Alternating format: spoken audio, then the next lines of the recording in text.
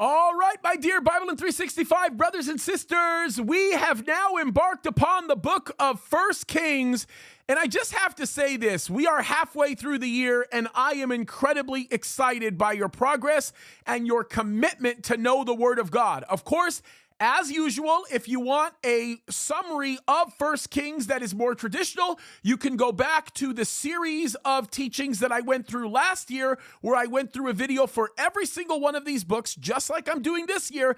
But the difference this year is I am pointing out things very specific to the books that will give you a broader and more general understanding of the Bible as a whole. So it's a little bit more focused, kind of a scope of study here, but we hope it'll be useful. And of course, as I have said before, if you want more extended or prolonged teachings of any of these chapters or books, you can go to jamescadiz.com. You'll find it all right there. You can go to Calvary Chapel Signal Hills website, or of course you can go to my YouTube page, which is James Cadiz. So it's all there, all available for free, and we're very excited to make that available to you. So couple of things that we've got on the horizon that I also want to let you know. We've got a Bible study series that's coming up where we're going to teach you to study the Bible. We are very looking forward to that and very excited.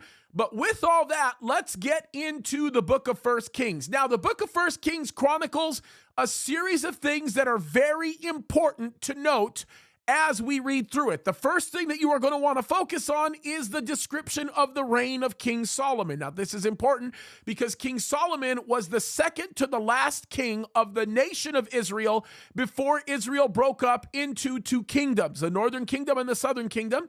And of course, that is very important and unique to a very specific series of facts that you need to know in order to move forward and better understand the history of the nation. The other thing that you're going to need to focus on is the division of the kingdoms and what happened when that split took place, and of course the ministry of the prophet Elijah. Now I'm going to walk you through this as we get into the stories of the kings.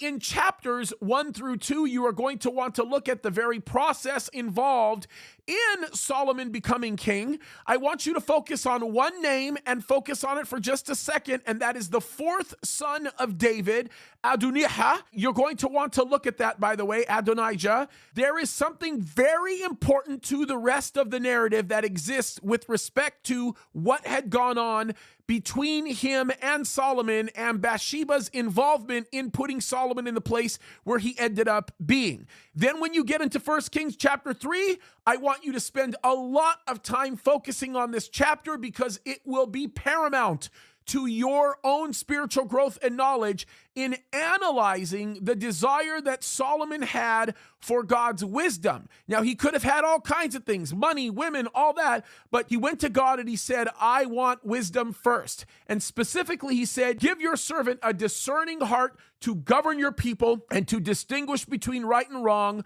for who is able to govern the great people of yours? Great attitude that Solomon had. He said that in 1 Kings chapter 3, specifically in verse 9. You're going to want to pay attention to it. When you get all the way through 1 Kings 4, all the way through 8, you begin to see some pretty amazing pictures of God blessing Solomon, whether it be through his wisdom and his growth. Specifically in chapter 5 through 8, I want you to pay attention to the construction of the temple. This is a very important picture. By the way, we'll also get into this when we get into 2 Chronicles chapter 2, because we will have a discussion about the construction of the temple a little bit more in detail when we go there, but it is very important to know. And then when you get into 1 Kings 9 and 10, I want you to continue to pay attention to how much God ends up blessing Solomon, but I want you to go into it with a certain set of apprehension and concern, because when you get into chapter 11, you're going to watch Solomon backslide a little bit. You're going to watch him go into having a relationship with hundreds of wives and some of the things that actually took place there and what had taken place with respect to some of the problems in setting up what eventually became the splitting of the kingdom. And you're going to want to know that. I want you to study one very important issue here, and that is the parallel between a spiritual leader and a governmental leader, And does it matter if a governmental leader actually fails morally? The answer to that's going to be yes, because Solomon did act as a spiritual leader of sorts because he was the leader of God's ancestrally chosen people, but it was a very governmental type of a rulership, and his morality did undoubtedly affect all of it. So when we get into 1 Kings chapter 12, then we are going to get into, in essence, the division of the kingdom, because if you remember, we saw Solomon give his kingdom over to Rehoboam. Rehoboam was the last king that actually ruled Israel as a total of a nation, and that's when we began to see the split between the northern kingdom of Israel, of course that would be 10 tribes there, and the southern kingdom of Judah. And what ended up happening there was very, very, very interesting, and there are a lot of kings that you should probably pay attention to. The kings of Israel, I'll give you the ones that I think are specific and important to be paying attention to, and we'll talk about some of the kings of Judah.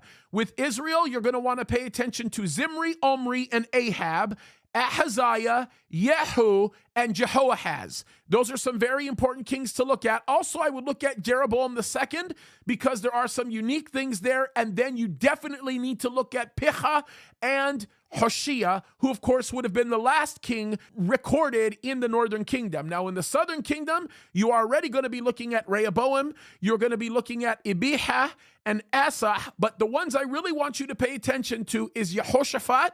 Okay, and that is a very important king to be looking at. You want to look at Jehoram, Ahaziah, Joaz.